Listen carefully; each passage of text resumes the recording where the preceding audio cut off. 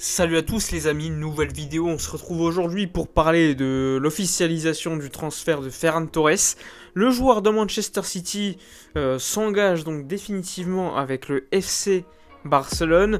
Il est arrivé hier à Barcelone depuis Valence où il faisait sa rééducation. Il ne faut pas l'oublier, Ferran Torres était blessé depuis le mois d'octobre.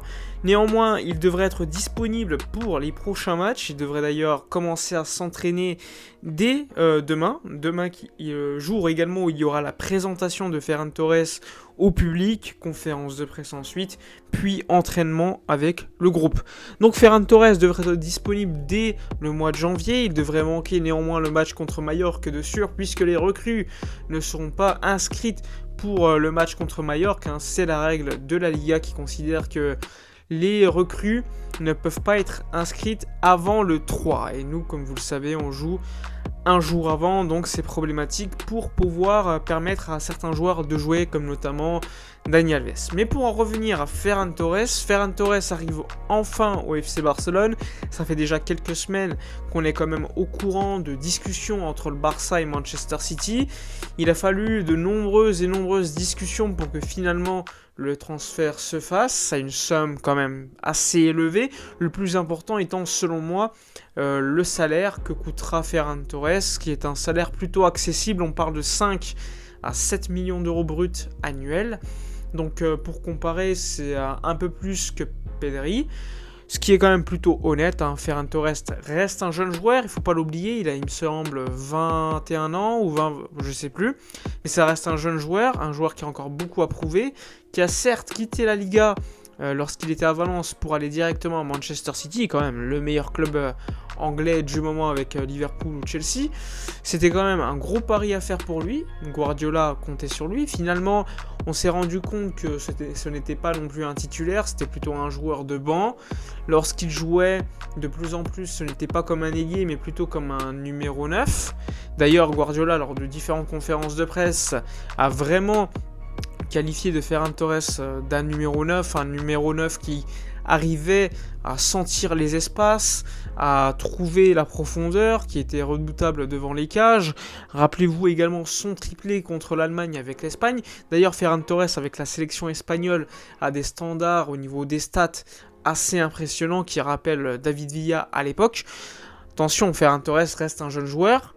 Je conçois qu'il y ait beaucoup de critiques au niveau du prix de l'indemnité de transfert. Je conçois parce que je suis plutôt d'accord. Après, j'estime que le plus important reste le salaire, parce que le salaire, ça compte énormément. Alors que, on va dire que l'indemnité de transfert entre 35 et 55 millions d'euros pour le Barça, ça reste encore plutôt accessible, sachant que tu amortis le joueur sur les années de contrat, c'est-à-dire sur 5 ans. C'est plutôt le salaire qui peut peser super lourd lorsqu'il est élevé. Et là, c'est pas forcément le cas, donc ça c'est positif. Évidemment, on va pouvoir se poser des questions sur qui sera titulaire. Qui sera titulaire et surtout à quel poste? Parce qu'Ansu Fati va revenir, on sait qu'il y a Ousmane Dembélé, donc Ferran Torres recruté, Abdé qui devrait participer à la Coupe d'Afrique des Nations avec le Maroc, Jude Gla qui devrait redescendre en équipe B, sans oublier Memphis Depay qui reviendrait de blessure à la mi-mois de janvier. Lorsque tous ces joueurs seront disponibles, avec encore une fois Braithwaite, on peut se poser la question de qui sera titulaire devant de l'attaque. Après, ce qui est intéressant, c'est que si tu as des blessés, eh bien là, tu auras une option supplémentaire. Et ça, les blessés, vous le savez, c'était un gros problème du côté du Barça cette saison. Aujourd'hui, on sait qu'Ousmane Dembélé joue plutôt sur le côté droit. On l'a vu avec Xavi, il veut clairement que Dembélé joue sur le côté droit et ouvre le terrain par ses courses ou encore lorsqu'il touche le ballon. On l'a vu souvent faire des passes diagonales pour le numéro 9 en question. C'est quelque chose qu'il fait de plus en plus. Clairement, Dembélé, pour moi, va continuer à jouer sur le côté droit. Le côté droit, normalement, c'est le poste de Ferran Torres, le poste privilégié. C'est pour cela que moi, je pense que Ferran Torres, clairement, sera le numéro 9 de cette équipe. Le joueur qui va redescendre comme le faisait Jude Gla, le joueur qui va clairement être important dans la surface, et c'est à suivre, parce que de l'autre côté, sur le côté gauche, tu pourrais avoir Ansu Fati, et vous le savez, Ansu Fati devant les cages, c'est quand même un joueur clinique, c'est un joueur super important qui peut également dribbler. Après, l'intérêt d'avoir un joueur comme Dembélé, c'est que tu peux le faire également jouer sur le côté gauche, ce qui pourrait permettre à Ferran de passer sur le côté droit et de mettre Ansu Fati comme numéro 9. C'est également une option possible. Mais l'option qui pourrait être pour l'instant intéressante, c'est de voir Ferran en numéro 9. Après, attention, clairement, pour l'été prochain, si on veut recruter un top numéro 9, on parle souvent de Vlahovic, d'Erling Haaland, eh bien il faudra réfléchir à ce poste pour Ferran Torres, où il jouerait. Parce que clairement, il faut le dire, si t'amènes Vlahovic ou Haaland, Ferran Torres ne jouera pas comme numéro 9, clairement, il jouera clairement sur le côté droit. Et là, tu pourrais voir quel rôle pourrait avoir Ansu Fati ou encore Dembélé. Donc là, pour l'instant, ça reste quand même un transfert intéressant pour le court terme parce que tu dois te qualifier en Ligue des Champions. C'est un joueur quand même d'une grande qualité, avec un grand futur. Tu sais que même s'il ne performe pas à un haut niveau à tous les matchs, tu sais qu'à terme, tu pourrais le revendre. Sachant que c'est un joueur qui n'a pas un énorme salaire, tu pourras toujours le convaincre de partir ailleurs avec, évidemment, s'il y a une offre salariale plus élevée. Donc ça reste un jeune joueur, ça reste un joueur qui a une certaine hype en Angleterre, jouer à Manchester City c'est pas n'importe quoi. Quand tu joues au Barça, eh bien tu vas te faire de plus en plus connaître. Si tu performes, eh bien imaginez le prix, il va encore augmenter sur le marché. Enfin bref, pour moi c'est pas vraiment un problème. Mais attention, comme je vous l'ai dit, le jour où on recrute un top numéro 9, il faudra réfléchir au rôle pour Ferran Torres. Après je pense que Xavi, Laporta, Meto et Alemany ont déjà réfléchi à cette thématique, puisque clairement ils veulent un joueur comme Erling Haaland ou Vlahovic. Ils sont d'ailleurs en négociation avec les agents de Vlahovic pour connaître les prétentions. Attention, je ne dis pas qu'ils vont le recruter, je dis que pour l'instant ils s'intéressent aux joueurs. Donc ça pour moi clairement c'est un signe que peut-être à terme Ferran Torres repasserait sur un côté et probablement sur le côté droit. Donc Dembélé, à voir ce qu'il deviendrait. Mais dans tous les cas tu aurais quand même un effectif plus intéressant offensivement. Tu pourrais te retrouver avec un Abdé, avec un Ferran, avec un Ansu Fati, avec un top numéro 9 en plus. En bref, tu seras avec une attaque très intéressante, que ça soit sur le banc ou non.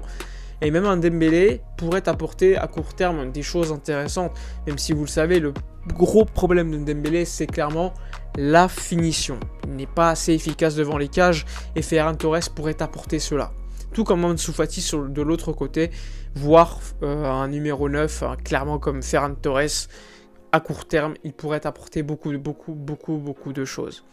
Donc pour l'instant, plutôt satisfait du transfert, même si le prix me paraît un petit peu élevé, je considère que ça compense avec le salaire qui est largement acceptable et dans la norme salariale du FC Barcelone.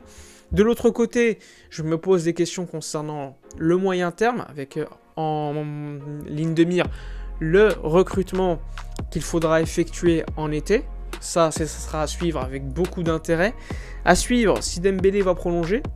Parce que Dembélé, pour l'instant, les rumeurs disent qu'il va prolonger. Mais pour l'instant, il n'y a pas eu de signature. On nous parlait de cette semaine. Donc, à voir cette semaine ce qu'il va se dérouler. On va également suivre les départs. Parce que Luc de Jong est clairement partant. On l'annonce à Cadix. Pour l'instant, pas de décision prise par le joueur, même s'il y a un accord entre les clubs.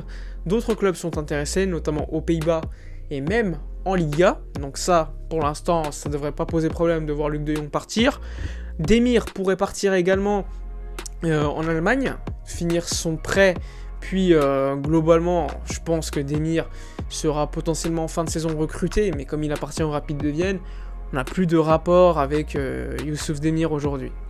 Et encore une fois, à voir ce qui va se dérouler avec Umtiti et avec Coutinho, parce que c'est quand même les joueurs qui nous intéressent le plus au niveau des départs, parce que leur départ signifierait tellement de choses au niveau de l'économie de la masse salariale et du fair play financier de la Liga. Ça pourrait nous apporter pas mal de choses et potentiellement un été avec une plus grosse enveloppe de transferts. Donc attention, à suivre Umtiti et Coutinho, deux dossiers très importants pour le Barça. Enfin bref, on a fait le tour. J'espère que la vidéo vous aura plu. N'hésitez pas comme d'habitude de vous abonner à la chaîne, c'est super important. N'oubliez pas de liker la vidéo, de commenter, de partager. Moi je vous dis à la prochaine et d'ici là, comme d'habitude, portez-vous bien.